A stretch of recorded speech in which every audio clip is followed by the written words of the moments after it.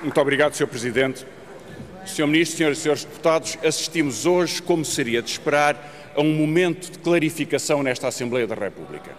A intervenção do Ministro Jorge Lacão e depois do Presidente da bancada parlamentar do PS, Francisco Assis, demonstrou bem o tom que o Governo quer trazer ao debate parlamentar. Se é certo que não nos demos conta que na passada quinta-feira o Conselho de Ministros tenha decidido pedir ao Presidente a convocação de eleições antecipadas e apresentar, portanto, o fim do seu mandato, é certo, no entanto, que esta deriva eleitoral, esta angústia da perda da maioria absoluta, este desespero de não ter o controle total do Parlamento, porque os portugueses não lhe o quiseram dar, fica totalmente transparente nas intervenções do Governo e da bancada do PS. A retórica gongórica, em ar de grande tragédia, resulta, na verdade, numa farsa, porque o que aqui hoje ocorre, com as diferenças, contradições e votos próprios de cada bancada parlamentar, permitam-me dizer, o que todos sabemos, é simplesmente o exercício da democracia e, portanto, o exercício da responsabilidade. Quando o PS anuncia vir apresentar um requerimento de baixa sem votação às comissões contra projetos de outros partidos, sabe bem que não tem direito de veto. Ninguém tem direito de veto. E não há tradição nesta Assembleia da República de um ato de ameaça, de prepotência e de brutalidade como o PS está a sugerir. O que o PS está a dizer é que acha que se uma votação não lhe correr bem, pode tentar impedi-la. Ora, nesta Assembleia todos sabemos o que é a tradição de lealdade parlamentar. É certo que um partido pode propor de si próprio, a baixa sem votação. Mas quando uma maioria começar a impor, seja ela absoluta ou conjuntural, começar a impor a um projeto de um qualquer partido contra a sua vontade, que não tem sequer o direito de ser submetido à votação, isto quer dizer que o Parlamento tudo perderia em respeito e em critérios. E estes critérios valem quando somos minoria, valem quando somos maioria, Sr. Deputado Francisco Assis. É assim a democracia. E já agora eu quero registar a declaração do PS sobre que as outras bancadas, porque não concordam com o Governo, são infantis. Fazem números de circo e até o excesso do Sr. Ministro, que saudades de Augusto Santos Silva, Sr. Ministro, a dizer-nos agora, vocês têm que estar calados. Calados, Sr. Ministro. Atreve-se no Parlamento a dizer a uma bancada, o senhor aceitava que alguém lhe dissesse que tinha que ficar calado? Aceitava alguma vez?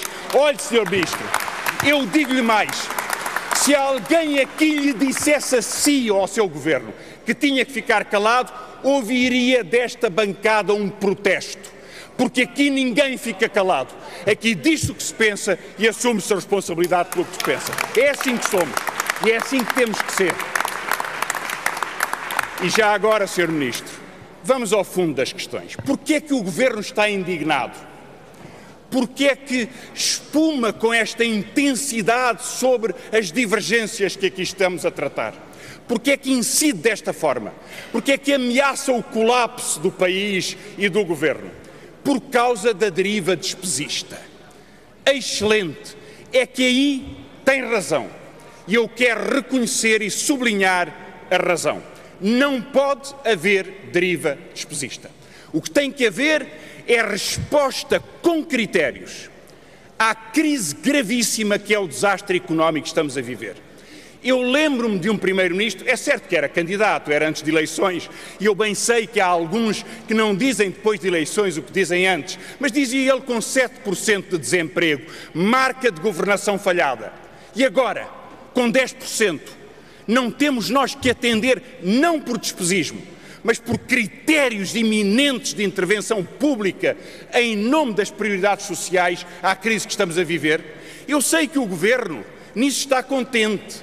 fez uma coligação negativa com o PSD para impedir uma proposta tão justa como de recuperar para aquelas pessoas que começaram a trabalhar aos 11 e 12 anos o direito de terem uma reforma mais cedo, depois de descontarem 50 anos ou mais de 50 anos de trabalho. Com uma coligação negativa ficam contentes, mas soluções é despesa. Pois é, mas é talvez 1/20 da despesa que com tanta liberalidade o Governo fez com o BPN. É despesa para aumentar a resposta às pessoas, para lhes dar direitos. E até vos digo mais, senhoras e senhores deputados, é o mínimo de seriedade que a República precisa, porque essas pessoas vão ter reformas que já pagaram com os seus descontos. Não são esmolas. Não, é para si, senhor deputado, é para si também. Não são esmolas. E é nisso que o Governo falha. O Sr. Ministro elogia, aliás, e pré-anuncia-nos o orçamento redistributivo, que, aliás, tem esta particularidade tão pouco despesista. Mais 15 mil milhões de euros, 10% do produto, em aumento de endividamento líquido. 10% do produto. E atira às bancadas que elas têm que estar caladas porque se permitem alguma recuperação do consumo, da procura, dos direitos, do reconhecimento dos trabalhadores. E aqui está o fulcro da diferença sobre o Código Contributivo. Nós votámos contra com convicção e somos totalmente fiéis ao voto contra o Código Contributivo, porque não aceitamos que num país de salários baixos, tão elogiados por Vanzeler, que agora é conselheiro do Governo, tão elogiado por esse, ou por Manuel Pinho, tão elogiados por uma política económica que desgraçou o progresso do país, nessa situação de salários baixos, se vá aumentar a penalização sobre os trabalhadores.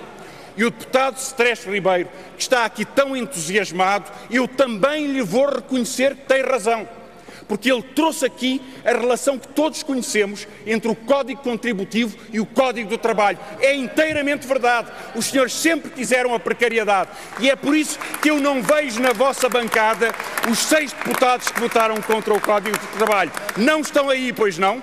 Votaram contra, tinham razão e nós demos razão, e eu aqui queria sublinhar o enorme significado democrático que essas vozes trouxeram ao debate político em Portugal.